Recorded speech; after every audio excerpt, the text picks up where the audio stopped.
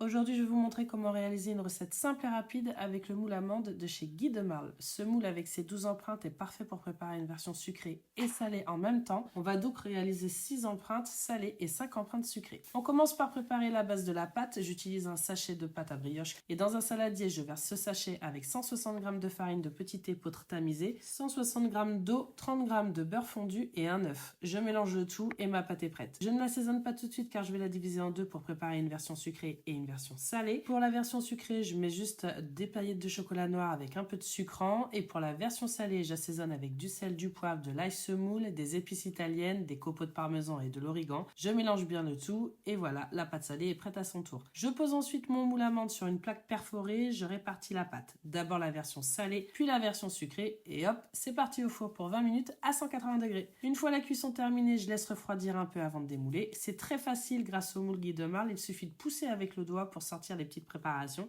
Et regardez comme les petits cakes au chocolat sont super dorés et bien cuits. Passons maintenant à la finition. Pour la version salée, je prépare un mélange de concentré de tomate, d'origan et je remplis mes petites barquettes. Ça repart au four 10 minutes à 180 degrés. Et pour la version sucrée, je fais fondre du chocolat noir avec de l'huile de coco. Et voilà le résultat, une recette rapide et efficace qui combine le sucré et le salé pour gagner du temps. Tous les ingrédients sont en description. N'hésite pas à liker, à commenter et à partager cette recette.